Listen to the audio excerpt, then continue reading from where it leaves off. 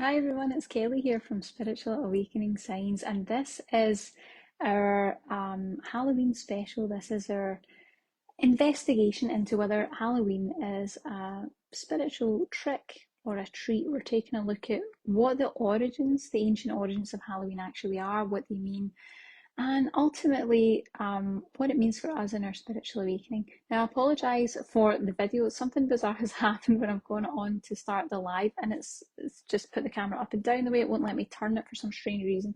So we're going to work with what we've got. The energies are high tonight, and nothing surprises me when we're having these sorts of interesting things happen.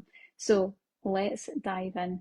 Now, as I always say, when you're coming into the live, get settled in, and if you have any questions at all, just let me know. But what I really want to know is how you guys feel about Halloween as an energy. I want to know what that is to you. So Halloween evidently is upon us. It's today, and it's in particular tonight. How do you feel about Halloween? Is it something that you resonate with? Is it a time for maybe some deeper spiritual connection, or does it conjure a lot of negative thoughts and feelings? Is it something that you feel a bit nervous or afraid about? I'm definitely interested to know. Now, most of us celebrate or at least acknowledge Halloween entirely without any sort of spiritual connection, without any sort of alignment with any particular origins, or so we think. And that's what we're going to be investigating today. But it still has remnants of those origins, it still has little pieces of it. And in modern times, it's become more a time of festivity, of fun, of people all coming together at a particular holiday at this time. So it's something slightly different from what it began, but the roots of it are still there, and that's what we're going to talk about. So, what are Halloween's origins? I bet you're wondering, and maybe you have an idea already. If you have an idea, do let me know in the comments. What are we really celebrating? Is it something that is positive? Is there something positive that we can choose to tap into, which is what we're going to get into today, so that we can continue to expand our consciousness on spiritual awakening and its pathway? Or are we delving into something that is potentially dangerous, negative, unhealthy? I'm interested to know what your thoughts are on that. So let's talk about it. So originally, Halloween was a Scottish and Irish Celtic festival from over 2,000 years ago. Very, very old celebration. And it was also known as Samhain. You might have seen this. It actually looks like Samhain if you've seen it written down. It's pronounced Samhain. And the festival was all about marking the end of the summer period, getting into the harvest, and the shift into the colder, darker seasons, aligning with the ending of cycles. It was all about coming to the end of cycles. It was about acknowledging the natural cycles of life and death, which is a very natural part of our life experience. And in doing that, it's about becoming attuned to the very short gateway that we get at Halloween, where the veil thins between the world of the living and the world of the dead, and we get access to communicate and connect in a way that is not possible throughout the rest of the year. Okay, it doesn't mean it's impossible, but this is the easiest time that you can possibly experience, where the veil is so thin that it's really quite effortless to tune in and connect to whoever you choose. Now, the thing is, for the Celts, this wasn't a dark practice. This was not considered a dark practice. It was a deeply spiritual, transformative time to honour the wisdom of their ancestors. This is where they started to look back, looking at the wisdom of their ancestors, remembering and being connected to their loved ones that had passed on, people that they cared about. And they really believed that the veil was very, very thin between the planes of the living and the dead during this period of time on Samhain, and the ghosts of their loved ones could, for just one night, for a very short period of time, they could return to Earth. They would get that momentary connection. So you can imagine how important that would be, to feel that that one night a year, or that one period of time where you're celebrating, that you would have this connection to people that you've lost. Is a very powerful thing. Now, I can see some people are joining us live. Hello, thank you so much for joining us. I see some familiar names. Welcome, and if you have any questions, please let me know. I'm interested to hear everyone's thoughts too. But the thing is, the Celts, they knew to be cautious. Okay, they weren't just diving into this energy and thinking that they could do it without any sort of consideration or consequence. They were very cautious. So just like any interactions with anything unknown in life, caution and discernment had to be used. And it was exactly the same for the Celts at Soane. So they knew when that portal opened that all spirits could roam the earth. All spirits meaning could be the positive ones, the ones that you want to connect to, the people that you've loved that have passed on, but it could also be negative spirits. It could also be energies of a lower vibration. And so they used fire considerably to light the darkness, symbolism, and a literal bringing of light to just illuminate the darkness that they were facing. They would leave food out so that they could appease the spirits of the dead, and they would wear costumes. This is where it comes from. They would wear costumes so that they could ward off any negative spirits by hiding their human form, because they believed that there could be evil spirits, there could be mischievous spirits, there could be tricksters, and they were trying to protect against that by hiding in a disguise. So they would disguise their human form so that negative spirits wouldn't see them as human and therefore wouldn't harm them.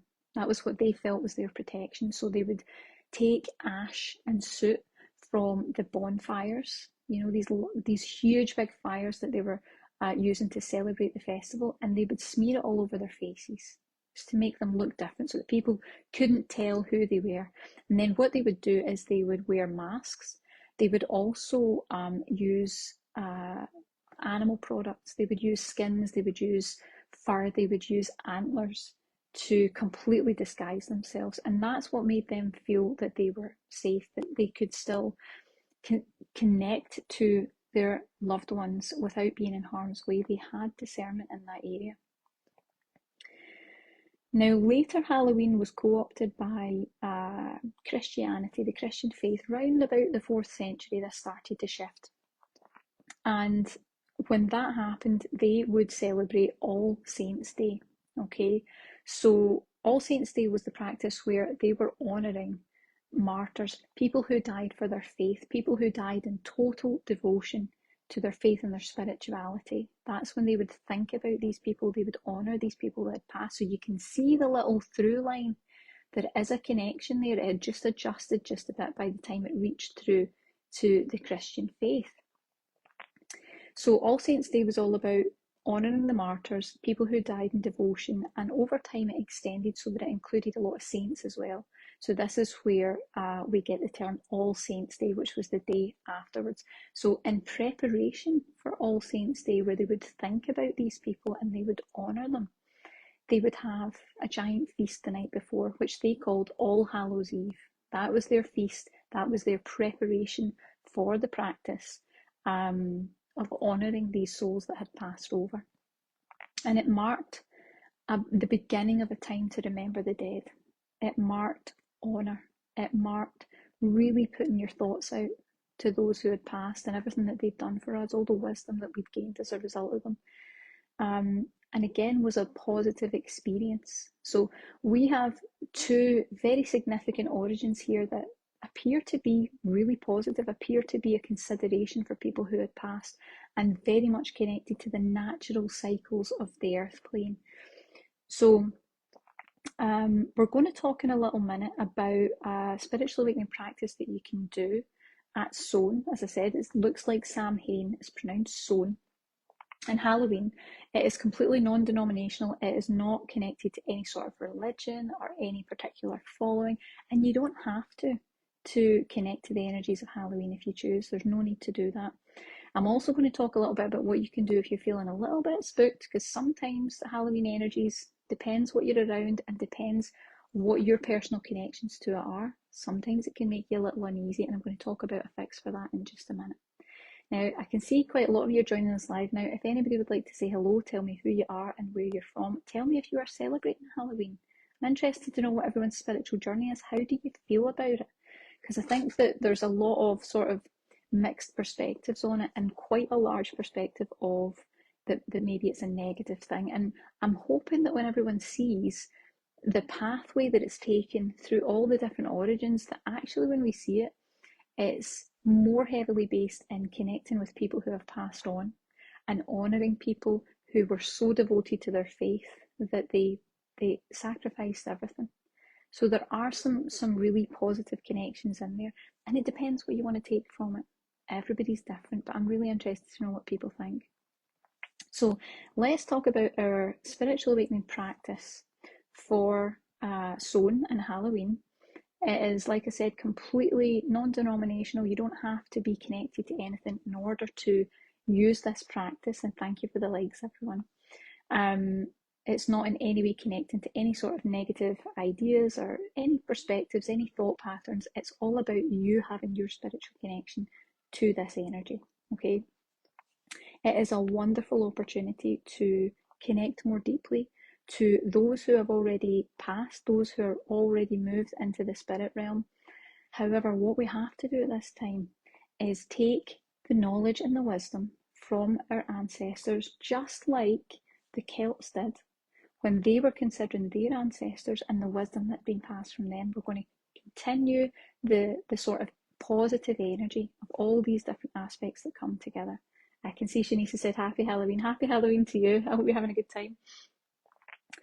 So we're going to do that today. And by doing that, we're going to incorporate a little bit of the positive, and we're going to make sure that there's protection in place, because we're acknowledging that this is a time when the veil between worlds is thinner. And we want to make sure, just like you would in any public space, just like you would if you were interacting with anyone, that we've got discernment in place, that we're making sure it's safe, and that we are protecting our energies, okay? So we're going to make sure we do what the ancients did. We're going to follow their lead in using discernment. We're going to use what we have learned from the origins of this story, and we're going to, in order to enjoy the positive benefits of this holiday, if you choose to do that, we need to follow quite a specific routine. So I'm going to tell you what this is. The first one I would advise you to do, so this would be step one, is light a candle. Light a candle, because what we noticed the ancients did was they acknowledged the darkness and then they lit fire. They illuminated the darkness. So it's the same thing. It's about holding a practice within yourself with your own spiritual practice. It's a personal choice to put the intention out there that you are lighting the flame and you are igniting and illuminating the darkness, and that creates a shift already. That's how you prepare. That would be how I would advise you prepare. It doesn't mean you need hundreds of candles. One candle will do it. Make sure that it's safe, make sure that it's contained, but light a candle so you can bring some light to the darkness. That's step one. The next thing that we're going to do is we need to protect your energies, because like I said before, you want to make sure that you are acknowledging what tonight is, that it's that thinning of the veils between worlds, and that means that all spirits are potentially accessible to us. And that means we want to connect with the goods, but we want to just put a little boundary up for anything that could be negative, anything that we don't want to allow into our space. And I want you to know that if you follow a practice like this, if you put something in place, you will 100% protect your energies. This isn't something that is a dangerous time for anybody spiritual. It's just something that you want to take into account to put those protective energies in place. That's all, okay? So first step, you're going to light a candle. Any candle, doesn't matter what kind it is, doesn't matter if it's scented, if it's got different colours, if it's got things in it. Just make the intention. You've lit the fire, you're illuminating the darkness. Step two, you're going to protect your energies. So what I would say is I've got 2 meditations that I'm going to recommend that you can use in this protocol that will help you. But step 2 would be protect your energies, because if you want to connect spiritually, if you want to connect more deeply, you want to make sure that at a time when the veil is at its thinnest throughout the entire year, you're just putting those boundaries in place. So I would recommend for that the Divine Merkaba Protective Shield. That's our energy healing meditation that will shield your energy from any sort of negative influence. It will shield you from lower vibrations, psychic attack, and it's going to really allow you to do that through the Divine Merkaba pyramid energy. Very, very powerful. It brings in a lot of sacred geometry and different wonderful energies. And it also specifically, without going into too much detail, helps clear the victim-perpetrator cycle, which if you have in your energy, you're more likely to find that spirits can be a little bit pesky. Let's put it that way. They can kind of get in your space, they can annoy you, they can irritate you and upset you, and you want to make sure that's nice and clear. So I would suggest that one, and of course the links are down below and attached to the video if you want to have a little look. Then once you've put the protection in place, that means you have an energetic shield. You're in a bubble ultimately, energetically. Then you're in a safe place where if you want to connect to loved ones, to ancestors, to spirit guides, whoever you choose, you can do that because you have now put the correct foundations in place. And I would always advise that that's the way I would do it, especially on a holiday like this, where there are hints that it's not just the positive that's coming out. It could be some negatives as well, just to make sure. So then we've got our protection in place. We've got the Divine Merkaba Protective Shield, protective bubble around us. The next thing I would do with the right things in place is I would use the spirit guide connection, energy healing meditation. So it's where you can meet your spirit guides, you can clear your spiritual communication channels, which are already going to be heightened tonight, on a night like tonight, so that you can receive their higher guidance, their messages, and so that it's something that becomes a more natural thing in your daily life, but we're using it specifically for tonight. Thanks again for the love, everyone. Really appreciate that. Now, what I will say is, the spirit guide connection you can actually use to connect with anything. You might want to specifically focus on connecting with your guides. You might want to hold a loved one in your heart who's passed on. You can use it for anything that you like, and it's just going to make it much easier to hear and pick up on those signals while you are in a protective energy. Okay. And the last one I'm going to talk about, and if anyone has any questions, because I see there's some comments and I'm going to get back to everyone, so hold on if you've asked me a question, I'm going to get back to you.